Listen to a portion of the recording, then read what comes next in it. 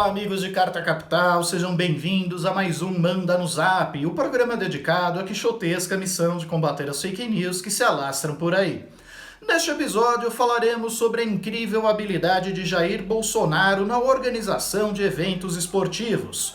Depois de meses de letargia para comprar vacinas, o ex-capitão, quem diria, conseguiu trazer a Copa América ao Brasil em menos de 24 horas. Rejeitada por outros dois países, a Copa América não é, porém, o único trunfo de Bolsonaro. O ex-capitão mandou e o comandante do Exército, o general Paulo Sérgio de Oliveira, decidiu ignorar a transgressão disciplinar de Eduardo Pazuello, que havia participado de um ato político ao lado do presidente.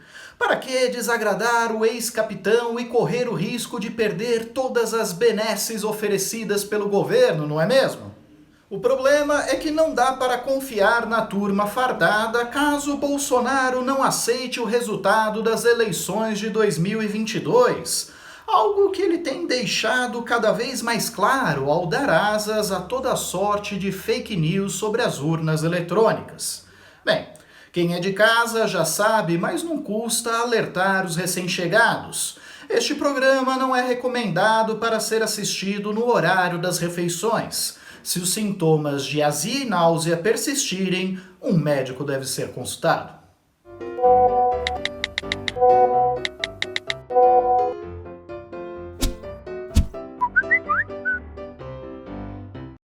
Com o pontapé inicial previsto para o próximo domingo, 13 de junho, a Copa América foi originalmente planejada para ter os jogos divididos entre Argentina e Colômbia, mas acabou descartada pelos governos de ambos os países.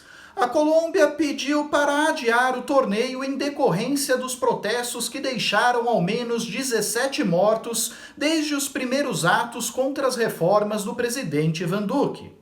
A Conmebol preferiu transferir todas as partidas para os estádios argentinos, mas, no domingo 30, o governo de Alberto Fernandes decidiu pular fora do barco, devido ao aumento do número de casos e óbitos por coronavírus na Argentina. Detalhe: o país superou a marca de 80 mil óbitos por Covid na última sexta-feira, 4 de junho. Nesse mesmo dia, o Brasil também superou uma marca, só que de 470 mil óbitos. Vocês podem dizer, mas a Argentina tem uma população 4,5 vezes menor. Pois é, mas o número de óbitos por aqui é quase 6 vezes maior. Sem ter a quem recorrer, a Conmebol consultou a CBF sobre a possibilidade de o Brasil receber a Copa América. Rogério Caboclo, o chefe da CBF, falou diretamente com Bolsonaro e saiu da conversa com o aval presidencial. Simples assim, sem burocracia alguma. Pena que Bolsonaro não teve o mesmo empenho para trazer as vacinas ao Brasil. Em agosto de 2020, a Pfizer encaminhou ao Ministério da Saúde 3 ofertas para o fornecimento de 70 milhões de doses. Todas elas previam entregas ainda no ano passado, mas foram ignoradas pelo governo. Em 12 de setembro, quando o CEO da Pfizer encaminhou uma carta cobrando uma resposta de Bolsonaro, o laboratório colecionava dezenas de e-mails não respondidos. Em depoimento à CPI da pandemia, o ex-secretário de Comunicação da Presidência, Fábio Weingarten, confirmou que essa carta ficou outros 2 meses sem resposta. Somente em novembro, a equipe de Bolsonaro começou a negociar com a Pfizer, e o acordo só saiu em março deste ano. Não é tudo. De acordo com Dimas Covas, presidente do Instituto Butantan, o Brasil poderia ser o primeiro país do mundo a iniciar a vacinação, não fosse a letargia do Ministério da Saúde e da Anvisa. Segundo ele, o laboratório paulista já tinha 5,5 milhões de doses prontas da Coronavac em dezembro do ano passado. O mundo começou a vacinação no dia 8 de dezembro. No final de dezembro, o mundo tinha aplicado um pouco mais de 4 milhões de doses. E nós tínhamos no Butantan 5 milhões e meio de doses prontas e mais 4 milhões em processamento. E eu muitas vezes declarei de público que o Brasil poderia ser o primeiro país do mundo a começar a vacinação. Não fosse os percalços que nós tínhamos que enfrentar aí durante esse período. Tanto do ponto de vista do contrato, como do ponto de vista também regulatório. Quer dizer, a regulamentação para uso emergencial das vacinas no Brasil saiu em dezembro pela Anvisa. Em outros países, em meados do ano passado, já existia essa regulamentação. Tá? Então, isso também causou aí vamos dizer, um atraso nesse processo. Poderíamos ter começado antes, seguramente, se houvesse aí uma agilidade maior de todos esses atores. Quer saber o resultado prático desses atrasos?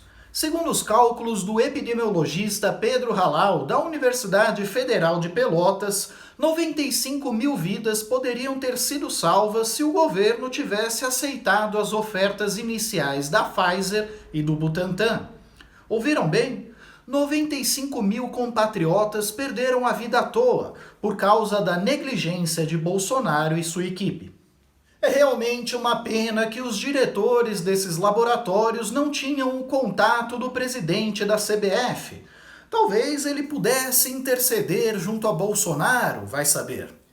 Acusado de assédio sexual e moral por uma funcionária da CBF, segundo a denúncia, ele chegou a perguntar se a mulher se masturbava e tentou forçá-la a comer biscoito de cachorro. Rogério Caboclo acabou afastado do comando da CBF no último domingo, 6 de junho. Em seu lugar entrou o Coronel Nunes, que apesar de ter sido prefeito biônico da cidade paraense de Monte Alegre, nomeado pela ditadura, recebia como anistiado político até o ano passado. Antes de sair, Caboclo já enfrentava uma inédita reação dos jogadores da seleção, sobretudo dos atletas que atuam na Europa. Após a vitória sobre o Equador por 2-0 pelas eliminatórias da Copa do Mundo, o capitão Casemiro insinuou que a maioria do time estava disposta a sabotar a Copa América. Agora já se fala na publicação de um manifesto, o que já seria um enorme avanço para uma categoria tão despolitizada, salvo as honrosas exceções de sempre. Para Bolsonaro, a Copa América é a distração perfeita diante do aprofundamento das investigações da CPI da pandemia. E logo depois tem as Olimpíadas do Japão, rejeitada por 8 em cada 10 japoneses, segundo uma recente pesquisa publicada pelo jornal Asahi Shimbun. O ex-capitão conseguiu, porém, dobrar o alto comando das Forças Armadas aos seus caprichos. Sob pressão de Bolsonaro, o general Paulo Sérgio de Oliveira, chefe do Exército, decidiu ignorar a transgressão disciplinar de Eduardo Pazuello, que havia participado de um ato político ao lado do presidente. Oliveira acolheu o argumento da defesa de que não se tratava de um ato político. Claro que não é porque ele estava num palanque ao lado de Bolsonaro, discursando para os eleitores do mito que aquilo se tratava de um evento político. Na verdade, parecia mais uma seita. Reparem só a forma como os apoiadores do presidente tocavam a cabeça de Pazuello, tal qual um santo. São Pazuello não apenas se livrou da punição, como acabou nomeado secretário de Estudos Estratégicos do governo, com um salário de quase R$17 mil. É a justa retribuição pelos inestimáveis serviços prestados pelo general na pandemia, ele que é investigado por negligência na crise do oxigênio em Manaus. A decisão do Exército foi alvo de uma avalanche de críticas. O general Santos Cruz, ex-ministro de governo de Bolsonaro, diz estar evitando a imprensa, por vergonha. Marco Aurélio Mello, decano do Supremo Tribunal Federal, manifestou sentimento de perplexidade. O ex-ministro da Defesa, Raul Jungmann, diz que Bolsonaro persegue o modelo de Chaves. O temor é de uma anarquia militar que leve à politização das Forças Armadas. Lembram-se da tentativa de Donald Trump de melar o resultado das eleições americanas, insuflando seus seguidores a invadir o Capitólio? Pois bem, o golpe não deu certo porque os militares se recusaram a participar da quartelada. Eles juraram defender a Constituição e não o governante de plantão. O que acontecerá no Brasil se Bolsonaro repetir a desesperada estratégia de Trump em 2022?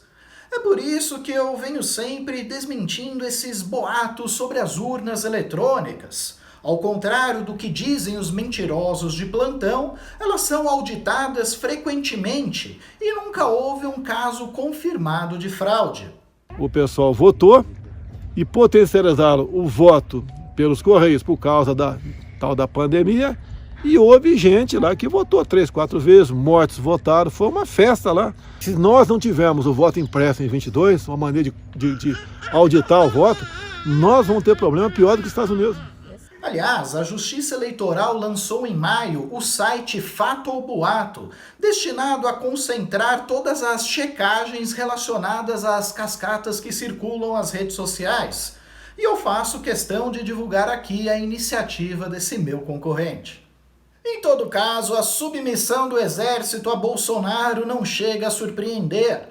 Dos 22 ministérios do governo, 8 são ocupados por egressos das Forças Armadas. Mais de 6 mil militares, da ativa ou da reserva, ocupavam cargos civis no governo em 2020. O número mais que triplicou desde a deposição de Dilma Rousseff, revela um estudo do cientista político William Novak. E não é tudo. No ano passado, ao menos 500 militares ocupavam cargos de direção ou no conselho de administração das estatais brasileiras. Em 2019, quando a reforma da Previdência retirou direitos e dificultou o acesso à aposentadoria à grande maioria dos trabalhadores, os militares conseguiram barganhar uma reforma muito mais branda, atrelada a um generoso plano de reestruturação de carreiras, que aumentou o salário dos militares da ativa em até 43%. O orçamento do Ministério da Defesa para este ano é de 103 bilhões de reais, mais de 10 vezes o valor reservado para a pasta da Ciência e Tecnologia, sem falar dos gastos milionários das Forças Armadas com itens supérfluos em meio à pandemia, de picanha a cerveja. Bem, e no programa da semana passada, sobre os protestos contra o imbrochável presidente, nós recebemos mais de 1.400 comentários. Selecionamos alguns deles para o quadro Best Hater Forever, especialmente dedicado aos fãs que adoram nos odiar.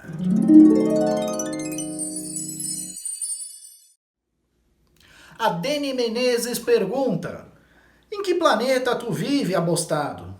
Vivo no Bolsonistão, mas não por opção minha, viu? O Clerival acrescenta: doente mental, aguarde a próxima eleição. O mito é protegido por Deus, seu idiota. Viram só? Não é política, é seita. A turma não perde uma oportunidade de se agarrar a um falso messias. Já o Arnaldo é taxativo. Grande narrativa falsa. O mito está com popularidade em alta e subindo. Esse papo fake são dos pseudo-esquerdistas, tal qual as pesquisas do Datafolha. Pseudo-esquerdistas? Ora, se eles são falsos, eles seriam o quê? Direitistas? Em todo caso, a Datafolha não é o único instituto que está apontando uma elevada rejeição de Bolsonaro. As pesquisas Poder Data, XP e PESP e Exame Ideia também indicam elevados índices de reprovação do governo. Mas claro, talvez esses institutos não sejam tão confiáveis quanto o Data WhatsApp do Arnaldo. A propósito, a enquete sobre as minhas relações de parentesco rendeu. A Tereza acha que sou filho de Fidel Castro. O Denilson acha que sou um dos herdeiros de Putin. Houve quem especulasse se eu sou parente de Che Guevara ou de Lula. Até mesmo celebridades entraram na roda. O Luiz Roberto diz que sou neto do Tom Hanks. Neto? A Natália desconfia que eu sou pai da VTube. A Veralice diz que sou parecido com o Sean Connery. Espero que em sua juventude, quando interpretava o agente 007. Mas sempre tem aqueles que apelam, e lá vem o meu xará Rodrigo dizer que sou parecido com Eduardo Bolsonaro. Rapaz, essa magoou, viu? Bom, pessoal, por hoje é só. Eu agradeço muito a audiência de todos. Se você gostou desse vídeo, curta, compartilhe, inscreva-se no nosso canal e, claro, assine Carta Capital. Há várias opções disponíveis, uma delas deve caber no seu bolso. Um forte abraço e até a próxima semana.